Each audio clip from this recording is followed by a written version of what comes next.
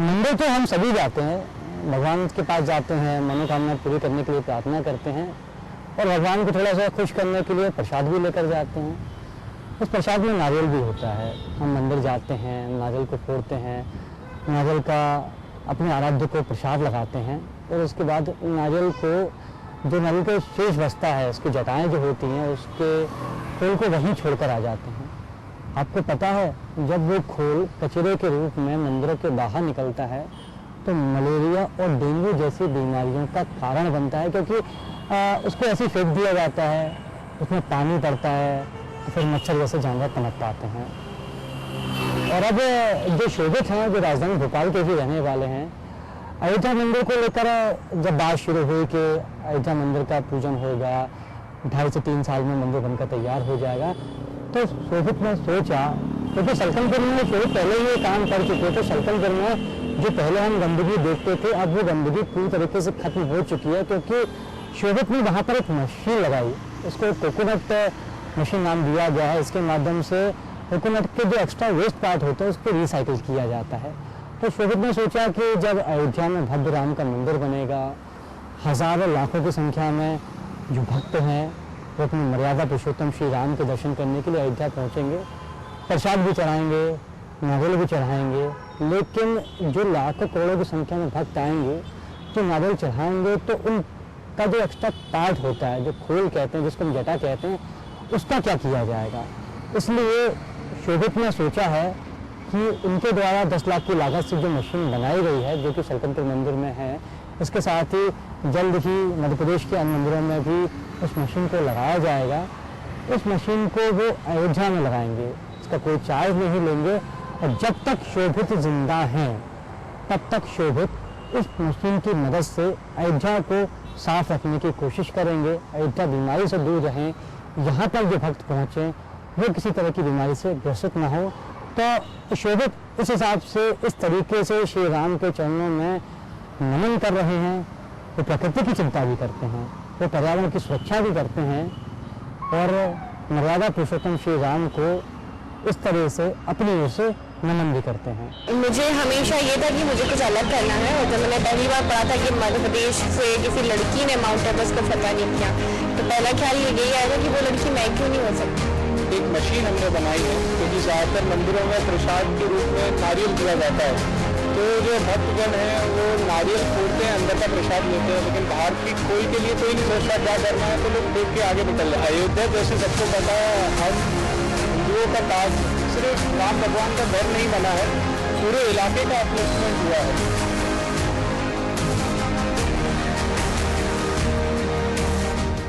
भोपाल का वैसे तो अयोध्या के राम मंदिर से कोई संबंध नहीं है, लेकिन जब मंदिर बनकर पूरा हो जाएगा तब जरूर एक संबंध भोपाल का अयोध्या से होगा, क्योंकि भोपाल के रहने वाले शोभित ने एक ऐसा काम किया है जो हम लोगों की सोच से बिल्कुल अलग है। हम लोग मंदिर जाकर पूजा करते हैं, मनोकामनाएं मांगते हैं और हाथ जोड़कर चले जाते हैं, लेकिन हम ये कभी नहीं सोचते कि मंदिर में आने वाले भक्तों की हेल्थ की चिंता कैसे की जाए। और शायद हम ऐसा इसलिए भी नहीं सोचते क्योंकि ये हमारा काम नहीं है। हमें तो यही लगता है कि मंदिर प्रबंधन समिति ऐसा करेगी, लेकिन आम लोगों की तुलना में शोभित की सोच जरा हटकर है। शोभित की सोच कुछ और ही कहती है। इसीलिए अयोध्या से पहले शोभित ने एमपी के सीहोर जिले में स्थित सल्कनपुर बिजासेन देवी मंदिर के बारे में सोचा था, जहां हजारों की संख्या में भक्त हर दिन आते हैं। और जब वहां उनका प्रयोग सफल हो गया तो शोभित ने अयोध्या में बनने वाले राम मंदिर की सेवा जीवन पर्यंत अपनी मशीन के माध्यम से करने का प्रण कर लिया। सदियों का इंतजार था जो खत्म हो चुका है। राम मंदिर का जो भवन निर्माण है उसके लिए भूमि पूजन हो चुका है, लेकिन अब अयोध्या का संबंध भोपाल से भी जुड़ने वाला है। शोभित हमारे साथ हैं। शोभित, एक अच्छी सोच, कोई ने नहीं सोचा, किसी ने सोने की ईंट दी, किसी ने चांदी की ईंट दी, किसी ने रुपया दिया, किसी ने पैसा दिया। आप क्या दान कर रहे हैं अयोध्या को लेकर? ये एक हमारी तरफ से एक छोटी सी पहल है। एक मशीन हमने बनाई है, क्योंकि ज़्यादातर मंदिरों में प्रसाद के रूप में नारियल दिया जाता है, तो जो भक्तगण हैं वो नारियल फोड़ते हैं, अंदर का प्रसाद लेते हैं, लेकिन बाहर की खोल के लिए कोई नहीं सोचता क्या करना है, तो लोग फेंक के आगे निकल जाते हैं। लेकिन वो धीरे धीरे कई सालों में बढ़ के एक पहाड़ का रूप ले लेता है, कचरे का पहाड़। और बारिशों में दिक्कत ऐसी होती है हमारे यहाँ कि उसमें पानी भरने से एक तो मच्छर पैदा होते हैं, मलेरिया डेंगू जैसी बीमारियाँ बढ़ती है और साथ में बदबू काफ़ी आती है, तो आसपास के रहने वाले लोगों को काफ़ी कठिनाई होती है। तो ये देखते हुए 2 साल पहले हमने हमारे भोपाल के पास में एक सलकनपुर मंदिर है, वहाँ हम लोगों ने एक स्टार्ट किया था। एक पहाड़ था जो उसको ख़त्म करने की कोशिश की, तो एक मशीन बनाई गई। मशीन में हम लोगों ने जो कॉयर है, जो आपका शेल है जो बचा हुआ, वो हम लोग डालते हैं और उसको प्रोसेस करके 3 चीज़ें हमारे पास आती हैं। एक कोको पाउडर आता है जो ज़्यादातर पेड़ों में जड़ों में डाला जाता है। उसका फ़ायदा ये होता है कि पानी सोख के रखता है। आप जब भी पेड़ों में पानी डालते हैं तो 70% पानी बाद में उड़ जाता है, वो वापस एटमॉस्फेयर में चला जाता है। तो ये जो सोखने की इसकी प्रवृत्ति है, सोख के रखता है। और जहाँ पे आप एक दिन में 2 बार पानी डालते हो पेड़ों में, वहाँ पे 2 दिन में 1 बार ही ज़रूरत पड़ती है। तो पानी की भी बचत होती है, मेहनत भी और पैसा। सलकनपुर तो कर दिया, लेकिन अयोध्या के बारे में क्यों?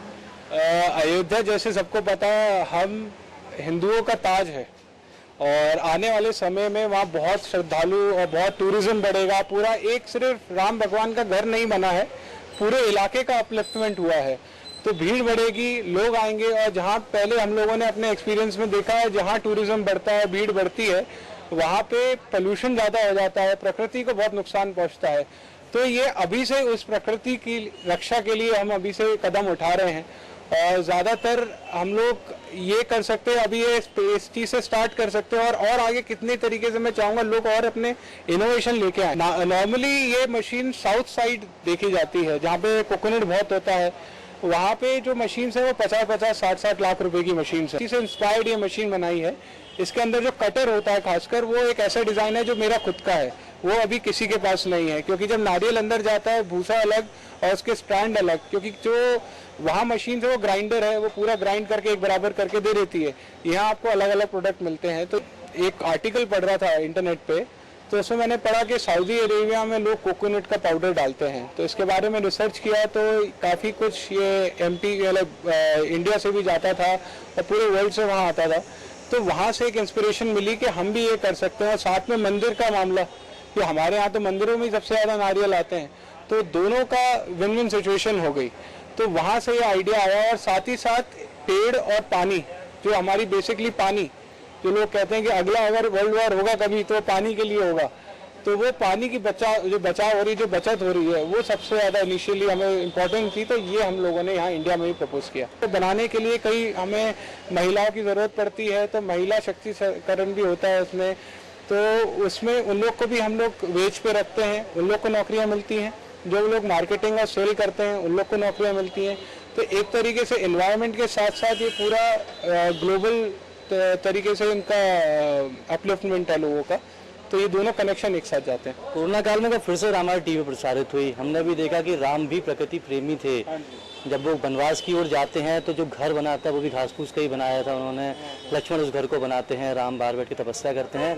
तो भगवान राम से सीख लेकर राम के लिए बिल्कुल, ये राम, श्री राम सिर्फ एक नाम नहीं है, ये एक लाइफस्टाइल है। आज की जनरेशन के अगर नाम बोले तो एक लाइफस्टाइल है। ये हम लोग कैसे अडॉप्ट करते हैं लाइफस्टाइल को। अगर 1% भी आपने उनकी जीवन के, जो उनका जीवन सार है, उसका 1% भी अगर आपने कवर कर लिया अपने लाइफ में, तो ये आपके लिए एक अचीवमेंट होगा। अब आपने क्या सोचा? अयोध्या में मंदिर बनने में 2.5 से 3 साल का वक्त अभी लगने वाला है। आप अयोध्या को भोपाल से जोड़ रहे हैं, अपनी मशीन भेज रहे हैं, तो मशीन की सुरक्षा, सुविधा और कैसे वो काम करेगी उसको लेकर क्या? मशीन का ये रहेगा कि मैं पूरी तह जिंदगी, जब तक मेरी जिंदगी है, जब तक मैं जिंदा हूँ, मैं उस मशीन की देखभाल और रखरखाव दोनों करूँगा। इस चीज़ के लिए मैं 1 रुपये भी किसी से कोई चार्ज नहीं लूँगा। तो ये थी युवाओं में राम को लेकर राम की भक्ति। वो कौशल्या के भी राम है, वो सुमित्रा के भी राम है, वो कैकेयी के भी राम है। उन्होंने हमेशा सबकी भलाई के लिए बात की। तो शोभित भी कुछ ऐसा ही करना चाहते हैं, क्योंकि कोई भगवान राम को देने के लिए सोने की ईंट लेकर पहुंचा, कोई चांदी की ईंट लेकर पहुंचा, कोई रुपया पैसा, कोई हीरे जवाहरात लेकर पहुंचा, लेकिन शोभित जाएंगे अपने साथ एक ऐसी मशीन लेके जाएंगे जो अयोध्या में जो मंदिर निर्माण होना है उसको बचाएगी, प्रकृति की रक्षा करेगी, पर्यावरण की सुरक्षा करेगी। तो आज के फेस इन द क्राउड में हमने 2 यंगस्टर्स की बात की, मेघा परमार और शोभित। दोनों अपने अपने तरीके से पर्यावरण को सुरक्षित रखने की कोशिश कर रहे हैं। जहाँ मेघा जब भी किसी चोटी पर चढ़ने के लिए जाती है तो अपने कचरे का खास ध्यान रखती है कि जब भी किसी चोटी पर वो चढ़े तो अपने जरिए कोई कचरा वहाँ पर छोड़कर ना आए, इस हिसाब से वो पर्यावरण की रक्षा करती है। वहीं शोभित मंदिरों के आसपास जो गंदगी फैली होती है उसको खत्म करने के लिए मंदिर में जो भक्त आते हैं, जो श्रद्धालु आते हैं, उन्हें बीमारियों से बचाने के लिए उन्होंने इस मशीन का निर्माण किया है। तो शोभित और मेघा अपने तरीके से पर्यावरण की सुरक्षा कर रहे हैं। तो उसके साथ ही ये दो युवा बहुत कुछ हमें सिखाते हैं और बहुत कुछ हमें इनसे सीखने की ज़रूरत भी है, क्योंकि हम केवल पर्यावरण सुरक्षा की बात पढ़ते हैं, कहते हैं, लेकिन शायद करते नहीं है। यही कारण है कि लगातार ग्लोबल वार्मिंग बढ़ती जा रही है। तो हम भी इनसे सीख लेकर कुछ ऐसा ही काम करने की कोशिश करेंगे। तो फेस इंडिया क्राउड में आज के लिए बस इतना ही। शहर की ताज़ा तरीन खबरों के लिए आप देखते रहिए अनादि टीवी, क्योंकि यहाँ पर हम जो आपको खबरें दिखाते हैं तो ब्रेकिंग भी होती है। इसके साथ ही उन खबरों के पीछे क्या बात है वो भी हम आप तक पहुँचाते हैं। नमस्कार।